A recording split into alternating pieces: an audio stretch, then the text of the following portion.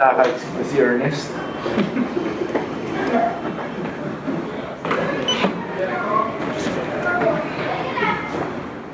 Basically, I think parang it's also in line with what Lawrence said the other week, yung may apat niya na points. Actually, hindi pa nila sila sabi. Sa ano nata yun eh? Diba? Investment meeting natin. Sa investment meeting yan.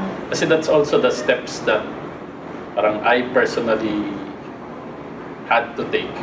Diba? Kailangan gamay ko muna yung science talaga ng price, the logic of price. And then I had to progress through the discipline part, the emotional part, then the sophistication part also, which is still ongoing.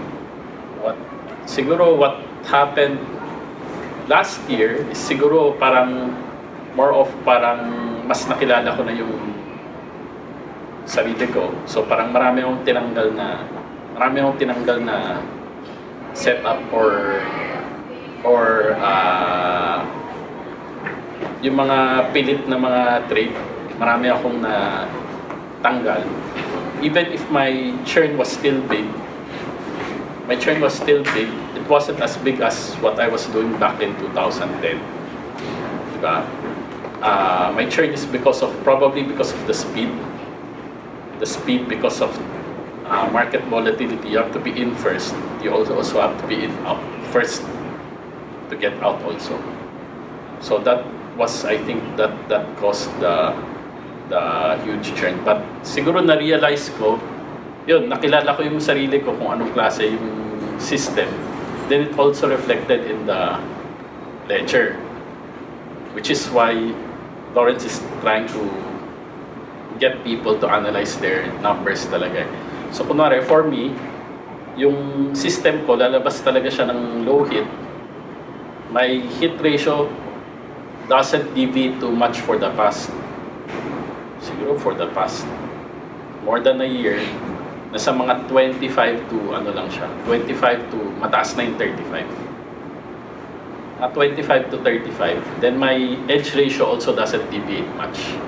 Nasa mga, sabihin mong above 2.5 to 4, ganyan. So, parang if you have a hit ratio of 30%, then yung edge mo is mga 3, automatically profitable ka na eh. So what increases that, para ma-increase mo lang yung, so siguro up ka mga 1% or 2% for the month, ganon. But to increase it to mga 10%, sa churn na siya. So kumbaga, you're churning already a profitable system. But pag nakita kong kunwari may hit ratio is nasa mga 20 below, then yung edge ko mababa rin. If I continue to churn the same way, I'm just repeating unprofitable, diba? Unprofitable siya, so I cannot churn the same way. I have to taper down my trading, then just wait for the market to improve my numbers again. So basically yan yung nakita ko talaga. So aware dun sa numbers, then I guess on a personal note lang kasi, if you're talking lang about Hong Kong, just personally, parang I just have a bigger tendency to look at the market rather than bottom up. Parang in normal ko talaga, tumitingin talaga ng market. So I look at Shanghai, I look at US, kung ano itsura ng mga index or mga currencies, I look at it. And it's not just purely parang magcha-chart ako ng 400 a day. Then lumabas na 20, then kung ano mag-breakout, bibilin ko. Diba? Which is some of the younger guys, ganun lang, basta chart lang, then lumabas 10. Diba? Then tira lang, break high. Diba? So it's may konting added mental prep by reading stuff and looking at other indexes or asset classes. So it doesn't come into play every day. Hindi naman siya everyday na parang gives you an edge. But on the major turning points ng market, meron siyang advantage. Kaya nung middle of last month, I was able to stop going long. Nakapag-short pa ako kasi I was already looking at certain indexes na. So, parang marami siyang moving parts, but it's more on parang yung nga, progression na sinasabi ni Lawrence. It's, what I learned when I lost money in January, February was, parang I already had my system. I could always go back to it, but the problem was the emotional part. Kasi when you put pressure on yourself, that's when you get emotional eh. So when I settled down March, di na masyado pressured. I just stuck to what I knew. Nakabawi siya. So parang, I think it's normal for all of us na parang instead of listening to the market, we try to impose either what we think, whether may bias tayo, meron tayong idea, or what we want to happen. Kunwari, pag may hawak ka, naturally, bullish ka kasi may hawak ka. Or pag wala kang hawak, naturally, bearish ka or something, di ba? Or short ka, di ba? So parang, it's always parang yung sarili natin yung nagtatry mag-dictate kung ano mangyari. So parang ako, as much as possible, I would like to think na I try syempre hindi perfect, but I try my best to let myself be guided by what I see. Yung price talaga, regardless of my bias. So sometimes, diba, all these years, pagkausap ko si boss, parang nagtataka ako ba't sobrang wishy-washy niya. Diba, ang bilis eh, diba? So it was probably last year ko lang talaga naintindihan bakit ang bilis niya mag-shift, because he's just reacting to the market. Wala siyang ego, wala siyang preconceived basta it's just reacting to what price is and I think that's the ultimate, that one will give you consistency kasi, diba? Kumbaga parang you can, pag technicals ka lang or your fundamentals or whatever, you can get away at certain points you can get away with it. But if you're gunning for consistency, yung pinaka-main talaga yun doon is parang listening to the market. It's like you're bending with the wind eh. Whatever the market gives you, that's what you take. Yun talaga yung natutunan ko. So parang January, February, I was trying to impose what I wanted to happen. Diba? Kasi the market went ballistic, like parabolic paakyat. May browser dito. Baba. Baba. Yan. Pangatlo. Right click. Sorry.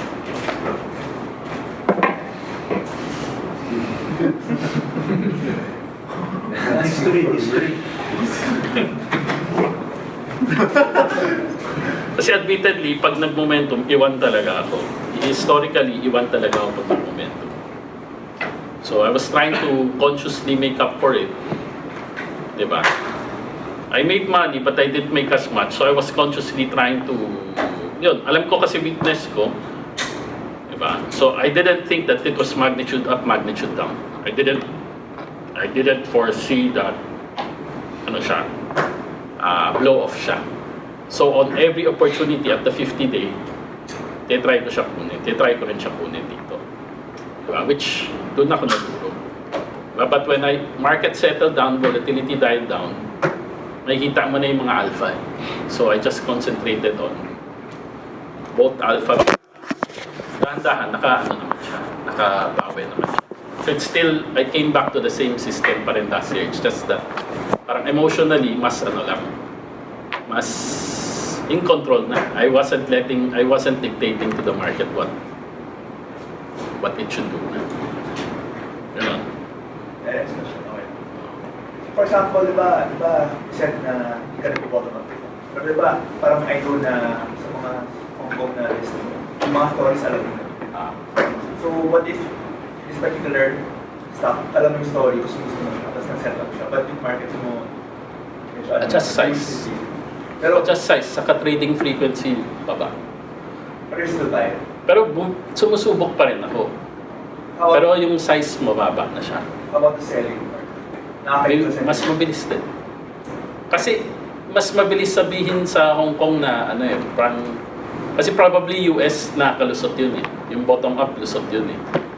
Alam ko na lusot siya. Sa Hong Kong kasi the nature niya, yung nature niya is ano yun eh, fund flow siya eh. So probably 85% sasabay talaga yan no matter what gaano kaganda yung chart. So parang minsan kunikwento ko rin kay Royce, kunikwento ko rin kay Chancher, yung parang there were many times na last year, pag tinignan mo yung chart, kaka-breakout lang, ang ganda pa, you're supposed to hold it. But it saved me na binenta ko siya. Maraming beses, pag individual chart lang pag tinignan mo, dapat hawak pa siya. So kunwari, ang naalala ko, marami siya eh, pero naalala ko,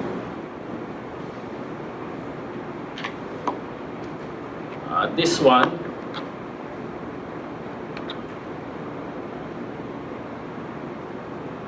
binili ko siya dito eh.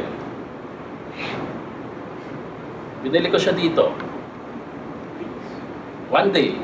But because I felt the market was topping out, wala akong tinira, talagang binenta ko talaga lahat. So nakalusot ako. Pero nung binili mo, inisip mo magta-top out ba? Or nag-decide ka after 2 days? Parang there was something within the day that that threw me off. So na ako eh. So, pero maraming, I cannot, the specific instances na, pero I can recall na parang maraming beses na, syempre kasi it matters to me kasi malaki rin yung size ko, na kahit 2% up, I can make, parang a few tens of thousands na yun in Hong Kong dollars. So, probably dahil dun, naging mas mabilis din ako. So it's probably the speed factor is the difference in dapat mauna ka pumasok, mauna ka rin lumabas. So parang there were also a lot of times na parang maaga ako nagbenta, di ba? But parang pag binilang ko, mas maraming times na save na dahil binenta ko. But there are specific it doesn't mean na I don't go for the big move. Diba? There are times that I go for the big move but only if it's trading on the 10-day. Only if it's trading on the 10-day with huge volume, then alam ko kung ano yung laman niya. So in terms of laman, hindi siya fundamentals, hindi siya numero. It's yung lang, pag alam kong may hype siya. So kumbaga, pag yung tao, pwede na siya mag-imagine, yun yung inaano ko. That's what I go for. Kasi pag may numero, lang naman yan eh, channel lang yan eh. So yung mga may numero, kunwari 175, binabalikan ko, Evergrande, yung mga ganyan.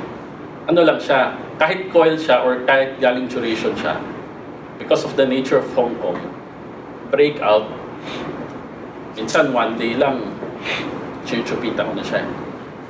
Hindi ko na iniisip na, dahil coil siya, kailangan ganito yung target ko. Yung hinahawakan ko lang is yung kasi mabibilang ko lang naman yung trinay ko hawakan. So, trinay ko lang naman hawakan yung mga speculative talaga that's moving above the 10-day. So, bilang lang naman siya eh. So, last year, dito kami nag-umpisa eh. Dito siya. So, halos all the way to the top. Nilalagari namin. Dito pa lang. So, umpisa kami mga 20 cents. Tapos yung isa 708, until now, nilalagari pa rin namin. So, more than a year na eh.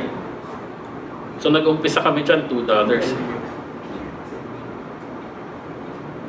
Dito ako nag-umpisa. Speculative, sinusubukan mo pa rin pag nagre-research? Papatapusin ko. Pero ito, nakuha ko siya ulit dito. Nabili ko siya ulit sa 320. Then nakuha ko siya hanggang dito, nabenta ko. Ito, kasi nag-short na ako dito eh. So hindi ko na siya nabili. Tapos recently, tinry ko nang ulit pasukan ulit. So yung recent, pinabantayan mo siya kahit nag-research? binabantayan ko rin siya, pero syempre, kailangan pa rin. It has to, also pala, parang yung nag-usap kami ni Lawrence, kahapon, di ba? Parang everything ay is, kasi minsan if you look at my trades parang random, minsan hinahawakan ko, minsan binibenta ko. It's because all my decisions are expectations based. So kunwari, if it's a reset, meron ako expectation na galaw niya. If it's a momentum, meron ako expectation na galaw niya. Galaw yan kaagad. So parang, if you're trading expectations based kasi, it's more easy for you to shift it. And it's also easy for you to get back in. So kunwari ako, nasi-shake out ako maraming beses, na whipsaw din ako. But I can get back in as long as intact pa yung move niya. So it's more of parang if you're really a strong uptrend, the pullback should be shallow. So basically moving average lang yan Di ba? If you're in a strong downtrend, the rally should also be short. So ganun yung ganun yung expectations ko. If I'm coming out of a reset, gagawa rin siya eventually ng duration. So parang everything is expectations based. Pag hindi dumating yung iniisip ko, tatabi muna ako. Then tingin ulit. Observe ulit. Then pag intact pa siya, pwede naman ako bumalik. So parang kasi I guess the impression that people have is parang to make money in Hong Kong, you have to hold through the volatility. Diba? But sa akin kasi isang mali, masakit Saka the stress level of trying to hold through it. Diba? So ang ginagawa ko lang, basta meron akong expectation whether it's time-based or price-based, meron talagang expectation. Pag hindi siya nangyari, aanuhin ko muna yan. Lalabas ko muna yan. Then I just watch again. Pag nandyan pa rin siya, so kunwari today, ito, expectation ko, kasi baka i-launch yung, syempre may hype, baka i-launch yung kotse niya ng August. So may na rin yan, binasa ko na rin siya. Diba? Tapos, ang ko is the whole market was tanking. This wasn't, hindi siya binibentahan, above pa rin siya ng 10. Diba? And the volatility was low. So, break high, bibiling ko lang siya. Saka with volume siya. So, today, down tick, kailangan tomorrow, tuloy na siya. Pag hindi siya tumuloy bukas, lalabas ko na siya.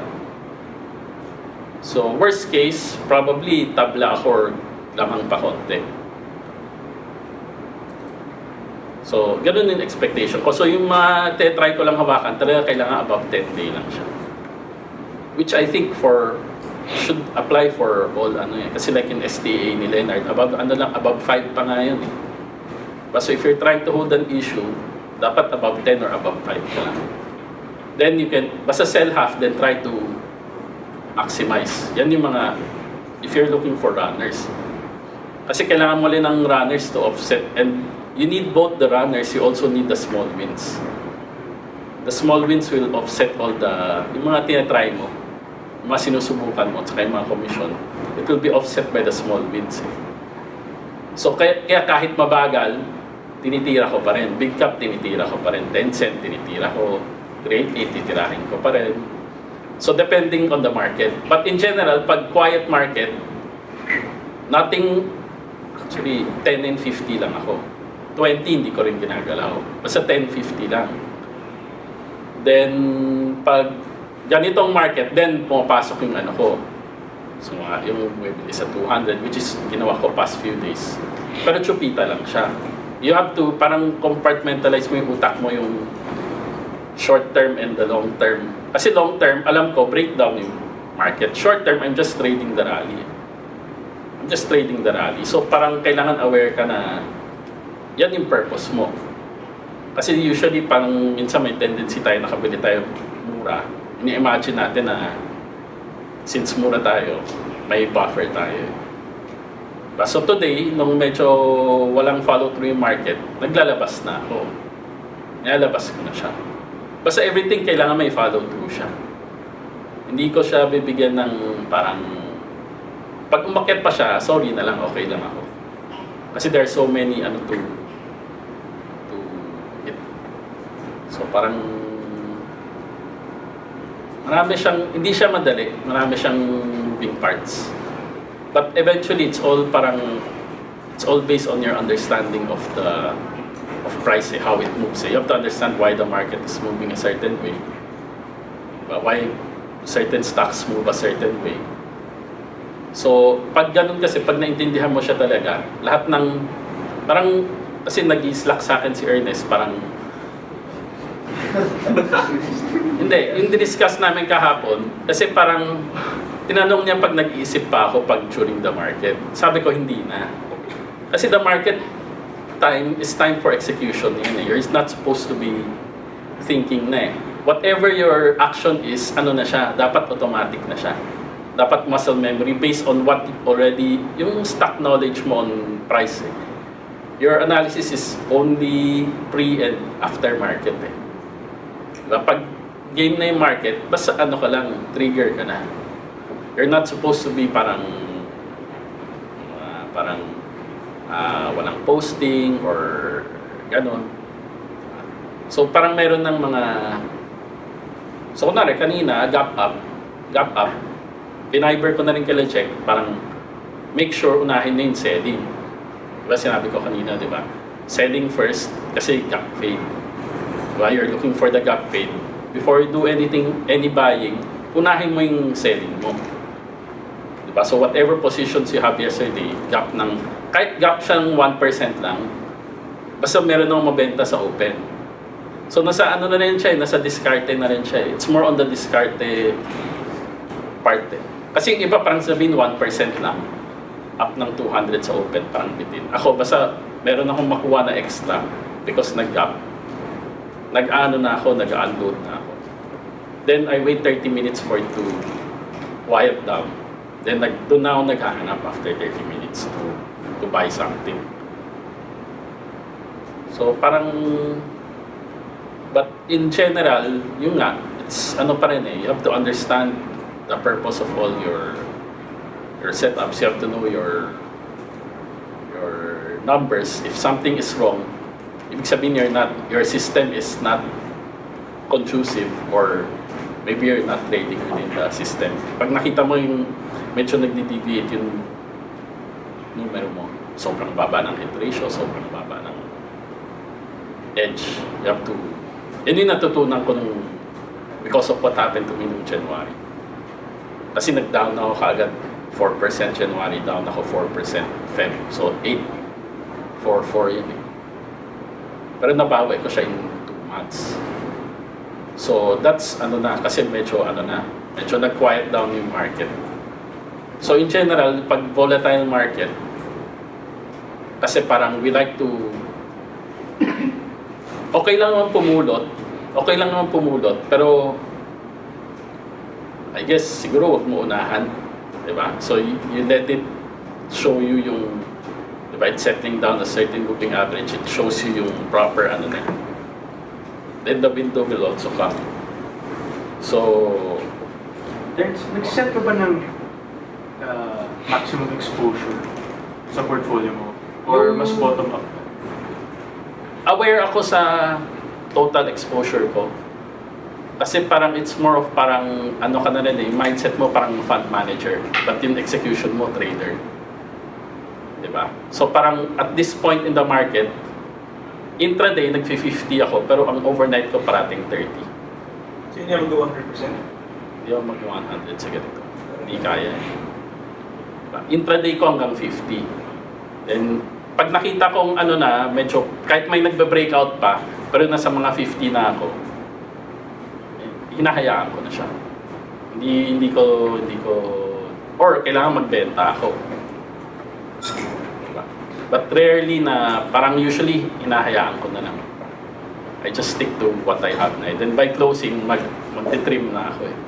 So regardless of whether pag tinignan ko yung chart, pwede pa, nagtitrim talaga ako. The only thing na nilalaban ko lang talaga is itong mga, yung mga tingin ko pwedeng mag-runner. Yun lang yung nilalaban ko. Then the rest, kahit may chance pa umakyat, tinitrim ko talaga siya. Kasi isang gap down ng 200, patay na ako eh. So, it's the ano eh, parang diskarte siya eh. So, parang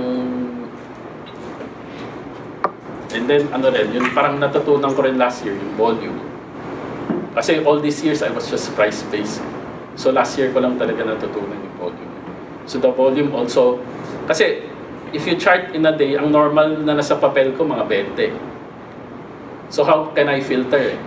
I cannot filter it eh. So yung pang-filter ko, volume na. So hindi ako bumibili ng nagbe-breakout na walang volume. Pag walang volume, ano lang ako. Minsan nakaka-probe ako. Pag alam ko yung issue, alam ko yung nangyayari, then gusto ko talaga chart. Naka-probe ako kahit hindi pa nag-volume. Tapos pag volume, doon ko na kinakarga. Pag big top, paano gusto mo? Ganun din. Kailangan may volume din. Tapos weather momentum, coil, naghahunt talaga ako ng volume. So kunwari, like kanina, binili ko yung 855. So ano din naman, it's still the same logic lang pa rin eh. Diba? So above siya ng, so alam ko mura siya, maganda yung earnings, nag-earnings beat yan dito eh. So nakatingin lang ako sa kanya, hindi siya bumababa ng 10 day. Hindi siya bumababa ng 10 day. So, pero marami rin ako makikitang chart na ganyan. Parehong itsura. Di ba? Pero inuuna ko yung may volume.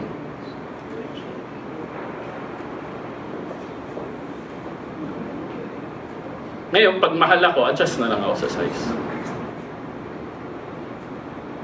Ito. Yung spike. So dito na ako bumili. 940. Pero more or less, pag nakita ko to, alam ko, lusot na siya. Mas malaking chance lusot. When, as compared to something na nagbe-breakout na walang volume. Alam ko malaking chance babalik siya. Mga 80% chance babalik siya. So mas ibebenta mo pag wala. Tapos within the day, pag binili ko na siya, with volume siya, dapat hindi siya umatras ng malalim. Hindi niya ako pwede takutin. Basta kailangan ano lang siya, steady lang siya. Basta walang, hindi ko sinisikmura yung volatility. Pag bigla niya ako ginuhit, pag nag-rally, nilalabas ko siya. Hinihintay ko mag-rally, lalabas ko rin siya. Kasi yung iba parang inisip ko mag-rally, so okay pa. Ako pag tinakot niya ako, pag ni-rally, nilalabas ko siya. Kasi in the first place, dapat hindi niya ako tinatakot. Kasi breakout with volume niya. Dapat yung ano niya, yung galaw niya within the day, ganun lang siya. Pag ganyan hinawakan mo, ano? Maliit lang binet ko eh. So parang end of the day, 30% pa rin. Ano kapag bili mo walang volume after? Mas mabilis ka. So ano eh, depende. So kunwari, Xiaomi, wala naman siyang ano. Pero kasi talagang ilan days ko na siya pinapanood kasi may FTSE. May FTSE inclusion siya eh. July 23. July 23. So ito, wala masyado. Pero opening, ano na ako, price-based na ako. Opening, binibili ko na siyang opening. Then sell, then hanap ulit entry point, nakabenta. So 2 times ko siya na-scalp today. Binenta mo na lang. Binenta ko na lang. Then hanap na lang ako ulit.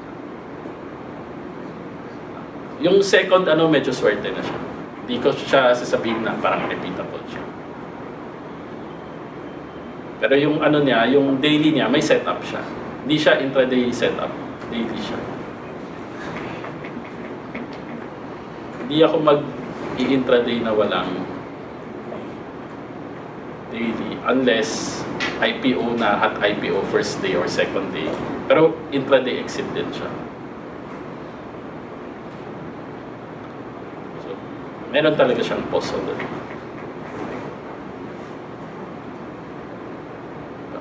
Pero in terms of yung yung talo, marami. Kaya yung hit ratio ko, 30 lang.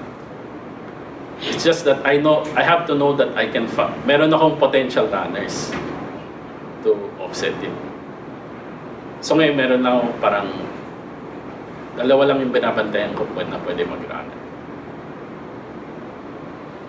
So parang ano siya, parang marami siyang moving parts. Pero in this, yung ano pa rin, hindi pa rin ako, nag-ano pa rin ako, I take the small gains. Then I will not take a big loss. Pag may volatility man lang ako, pag may volatility ako, usually, as much as possible, titry ko, paper profit siya. Yung ano na ako, lamang naman ako. Pero hindi ako mag-overnight ng, hindi ako lamang, or naka-oversize ako. Ganun.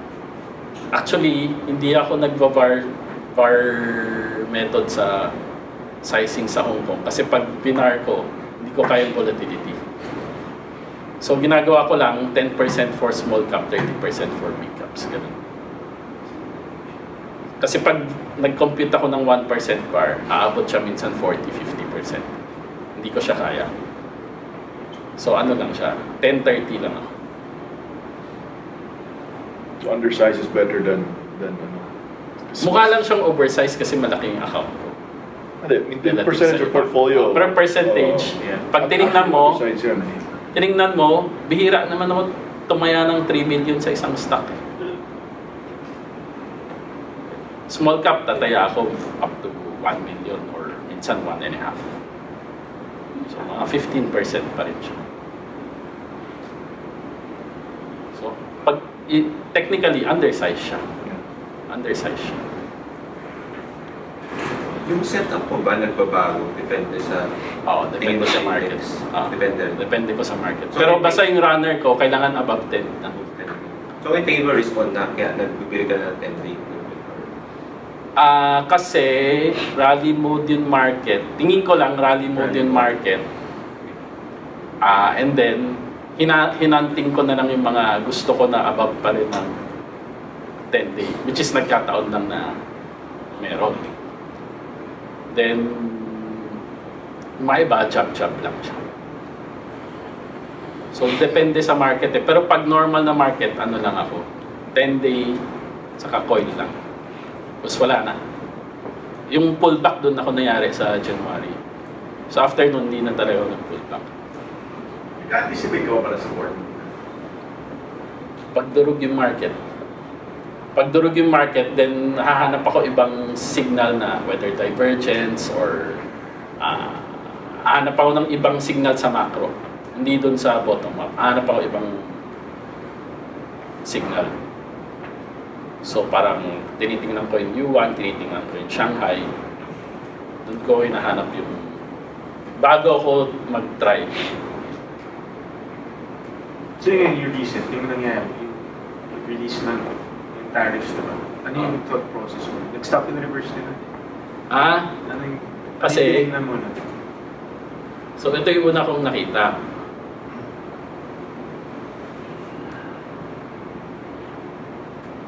Kasi if you look at tick for tick, you cannot see it so clearly. You have to zoom out eh. Diba? So magnitude up, magnitude down. This whole thing is the duration. Diba? It's a duration what? Below 200 day. So nung nandito siya, ano siya? Nung nandito siya at this point, ito yung point na nag-short ako ng Hong Kong. Sakto rin siya sa breakdown ng Shanghai. Diba? So ito yung magnitude pababa after the duration. So ano siya, based on ano talaga siya. Based on price talaga siya. So magnitude pababa, duration, then magnitude pababa. So I was looking at this one na. Diba? Then same thing sa Hong Kong, nag-coincide lang siya. So nag-align lang siya. So parang these things happen only parang 10% of the time lang naman nangyayari ito eh. Hindi siya nangyayari parate. So parang dito lang naging useful yung pagtingin ko ng kasi ito, reset, di ba? Reset above 200. So all this time bullish ako. Ang assumption ko, reset to, paakyat. Yan yung assumption ko. Pero ginawa niya to. Di ba ito, dito, tahimik na siya. 4 months eh. 1, 2, 3, 4. 4 months. Tahimik na siya. Dapat ang ginawa niya dito, breakout, tahimik, move up. So yun yung sinasabi ko na expectation space. If you're coming from a reset, tahimik, 4 months, ang gawin niya dito, dapat nag-base lang siya dito. Pero ang ginawa niya, bumaba, umakyat. So parang nangyari, volatility mo nag-tighten dito, dito nag-widen na naman siya. Nag-widen na naman siya. So nung nakita ko to, hanggang dito lang yun dapat umakyat na yan eh. Yan yung expectation ko. So nung nakita ko to, at the same time nagbe-breakdown in China, binenta ko na lahat ng long ko, tapos nag-short na ako.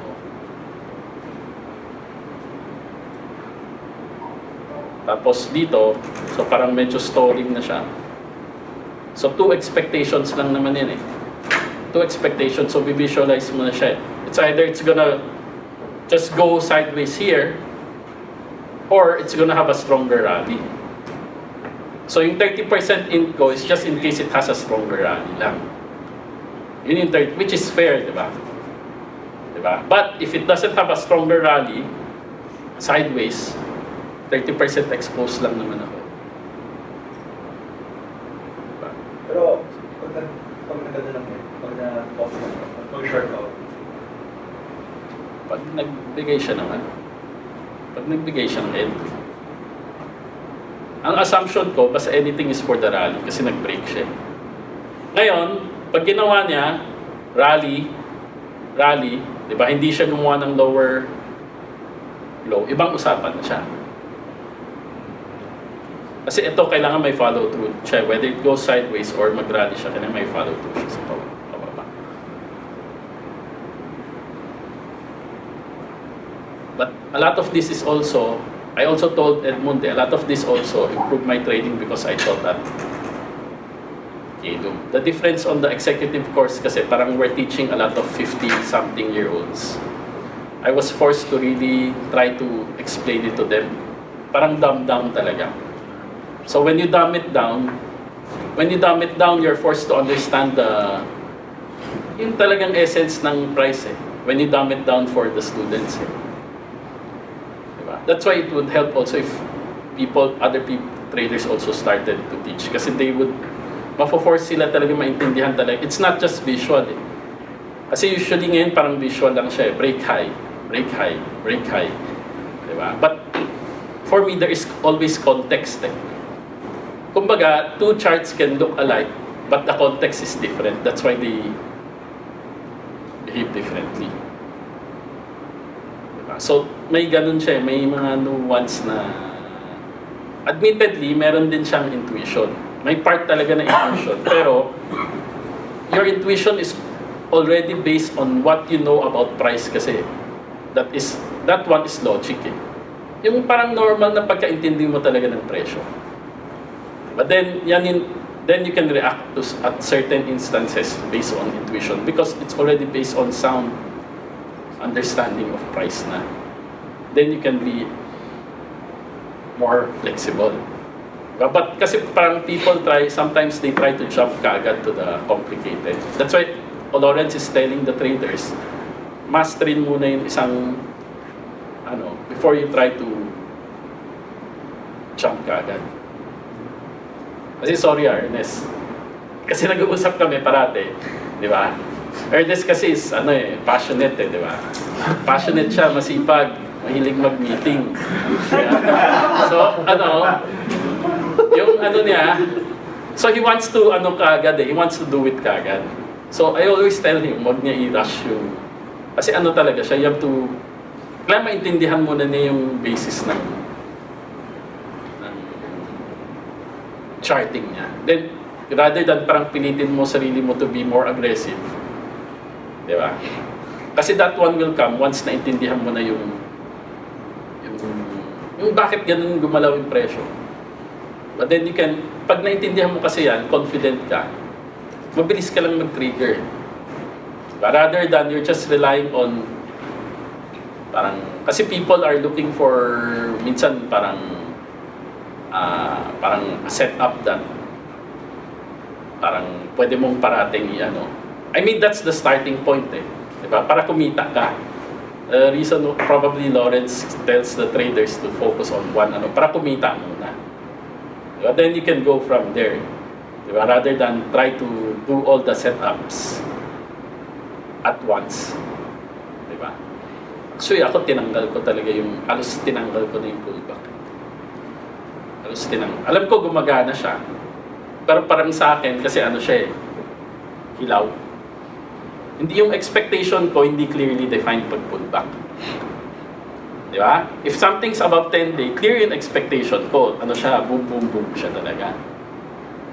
Di ba? So parang when you're above the 10-day, it's parang you're in a room with parang rowdy people, naka-drugs, gano'n. Diba? Parang gano'n yun ano mo. Kaya hinahanap ko doon sa mga above 10-day, talagang walang fundamentals yan. Basta pwede sila mag-imagine ng kung mag-hallucinate kung ano yung gusto nilang i-hallucinate. Pero hindi ako hindi ibig sabihin naniniwala ako. Basta may room for imagination above 10-day. Ganun lang ako. Then pag 50 days, those yung mga may numero. Diba? So it's probably similar to Leonard's 90 and 60 degrees. Diba? Pero basta coil ko, ano lang, may numero, may growth. Diba? 30-40% growth. Ganyan. Parang, would there be a time na mas pipiliin mo yung 50-day than na 10-day na? Or always You have to take what the market gives you. Diba? But usually kasi dumarating yung coils, like sa US, diba? Dumarating yung coils pag yung market nag-oversold. So pag nag-oversold yung market, dun po pasok yung coils ko. Pero pag overbought yung market, puro ano yan, puro momentum lang yan. So you have to take what the market gives you. Diba? It's just that probably, if you look at it, 60% ng kita ko is on the runners. Then 40% is on the rest na. So I also need that 40% to supplement Pero yung yung parang in the end parang maraming marami siyang parang self assessment. Kasi like January nahirapan ako, February nag-usap kami ni Lawrence Nakita niya nahirap ako noon Diba? So it's all parang, it's not the system but it's parang the emotional and the psychological niya. So parang that's another thing that you have to Kasi you can have a system already. Alam mong may system ka but if your head is not in the right place. Diba? Ako, nangyari sa akin, inuunahan ko yung market. Because of something that I want to happen. Inuunahan ko siya. Yun after nun, consciously, I try as much as possible. Siyempre, hindi siya perfect. But as much as possible, I try to listen to the market ka. So parang may time na few days ago lang, naka-short pa ako But then within 5 minutes of opening the next day, over short, long na ako. So doon ko naintindihan yung ni boss, kasi it's expectations based So kumbaga, pag hindi, kasi if it's 2-day rally, hit the 10-day on the index, ang expectation ko may follow through pababa. So nung walang follow through pababa, kasi 2-day rally, so expect ko strong downtrend. Hindi walang follow through, cover, long na. Pero at that time, handa na rin ako kung ano yung gusto kong bilhin. Kumbaga, nag-uusap tayo, Chancer, before, nung alam na natin breakdown, nag-uusap na tayo kung anong sector, di ba? So parang inisip natin, biotech, education. So yun lang rin binili ko. So way beforehand, nakahanda na rin. So binili ko puro biotech, puro education na. Kasi sila yung nag-hold Hindi rin sila bumigay. So, binibili ko pa rin yung mga malalakas. So everything is still based on hindi siya yung parang meron akong trade na others pero may explain ko siya based on price bakit ko in-enter. But basically lang siya 10.50 lang ako, 10.50. But parang it's not something that we do not know It's just na parang because siguro na rin dahil sa Kilom, turo ako ng turo, so parang sa utak ko. Parang na-embed siya sa utak ko. Hindi naman siya something na hindi natin alam dati pa eh. So, yung mga iba, tinanggal ko na siya. So, reset, nagre-reset lang ako. Pag buong market, naka-reset siya. Otherwise, hindi ako nagre-reset. Pero ginagamit ko rin siya. Basta nag-reset yung buong market. But the basura stock na gumagana na reset is 1 out of 10. 1 out of 10 siya. Kasi yung ibang basura ko na nag-reset namatay lahat. But the thing is, kailangan meron certain stocks na nilalagari mo talaga. As long as within within expectation siya, lalagariin mo talaga siya. So it's more on yung pagtingin ko ng top down, it's more on the portfolio exposure, how quick I am to sell, sizing, ganun siya. Hindi siya ibig sabihin hindi ako magte-trade. It's more on parang nagto-tone down ako pag medyo tingin ko overbought. So, yung natural product niya, talagang naka-pyramid talaga siya. Hindi siya kasi dati, rin ako pag kumikita, babombahin ko pa yun. Kasi parang, yan yun parang, hindi ka nakikinig sa market. It's what you want to happen kasi kumikita ka eh. Pag kumikita ka, gusto mo, syempre nag-expand yun, yung appetite. So, lang siya, parang I just treat it as parang, when I lose, mga 1% na ako eh. Medyo conscious na ako eh. Medyo conscious na ako sa 1%. So, totally, toned down na yan. Basta ayoko ulit mabaon. Kasi yung January, February, I really felt really bad talaga. So, ayoko na ulit. Although nabawi ko siya, I don't want to go through the same. So, it's more on the emotional. The system, hindi ko naman binago. Yung paano ko binawi versus paano ko kumita last year is still the same exact system. Hindi siya nagbago. It's just that I got ahead of myself. Diba? Kasi emotional din tayo. So, that's why I lost.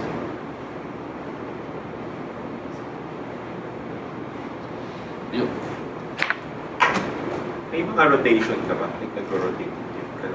Pag yung market, quiet in market, naghahanap talaga kami ng rotation from one sector to the next. Minsan, inaano na namin. Try na namin hanapin. Nag-uusap kami ni Chancer, usap kami ni Louie. So, rin siya, parang, maraming consultation din siya. So, I have to see what they also see. Diba?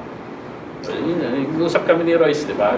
May time na puro education lang, diba? May time na puro pharma. So, dun lang kami. Pero yun, it went to a point also nung last month na sinabi ko rin sa Viber, di ba? Sabi ko natirang dalawang sectors, only education and pharma na lang. The rest, properties breaking down. Everything else, puro reset for the breakdown siya. So at that time, sinabi ko rin na parang medyo na tayo, on the last legs na. That was 2 days before the market.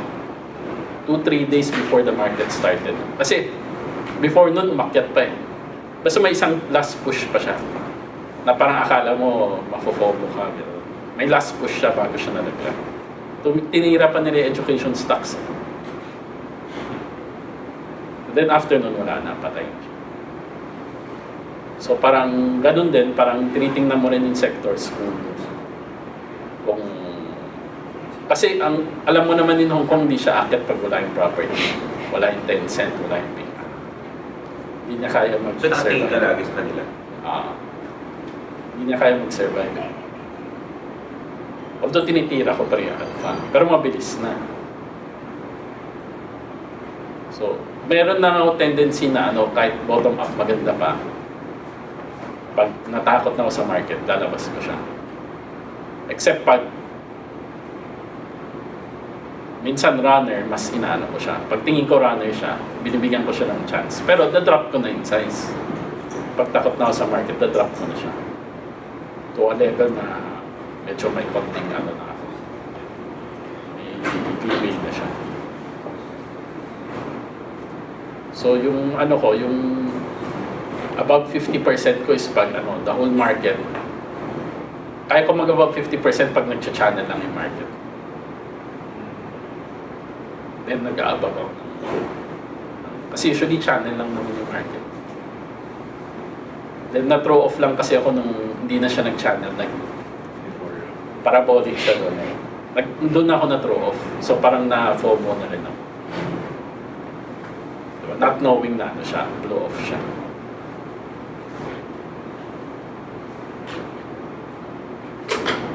Kasi in the end, parang magra-rationalize naman tayo eh. At that time, I was also rationalizing. Diba? Na parang, ginawa ko to, parang, diba? So, but, ano, parang, it's hard to be objective eh. So, parang, you have to talk to people. You have to, ano, parang, in the end, just listen to price na lang. Kasi dati, may opinion ako eh. I have an opinion. So ngayon, I just try to more or less parang may opinion pa rin ako but I will bend with the I'll bend with the price. Diba? So price is always ano lang siya, expectations based lang siya.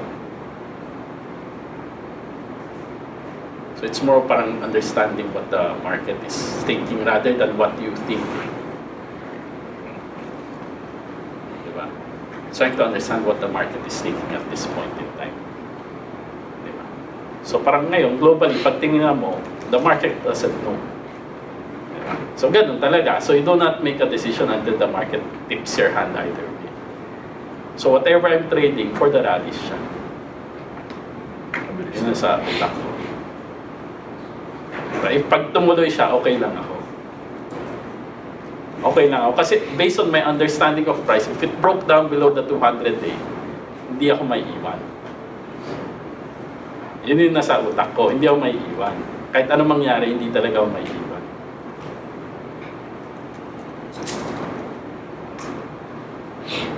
So, tingin ko lang, a lot more people should try to teach sa Kalong. Even the most basic, probably the one that helps you talaga is teach the most basic one.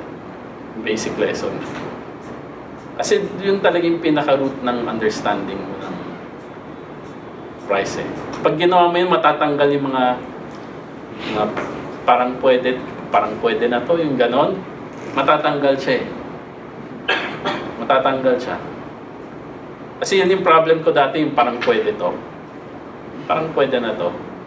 Pero yung pag tinignan mo yung percentage sa utak mo, ano siya? 20% probability siya. Pero pwede siya, 20% probability siya. Based on yung pagkaintindi mo ng price. So yung ganyan, willing to let it go. Kasi, diba, Lawrence also said it, we're past the point. Siya nagsabi, we're past the point wherein porket umakyat tama siya. We have to be past that point na eh. Kasi we're looking for consistency.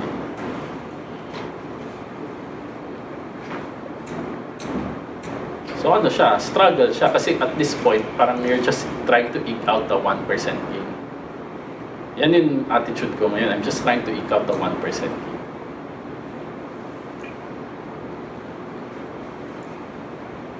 Kasi wala talagang magagawa sa market ngayon. Ganun siya eh. So I cannot force it.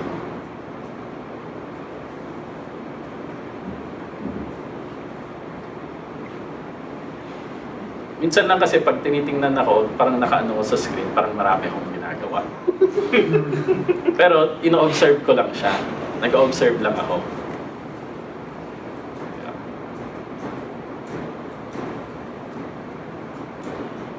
Okay.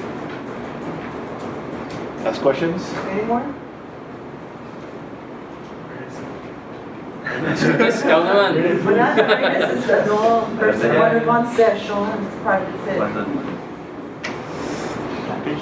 Thank you. Thank you.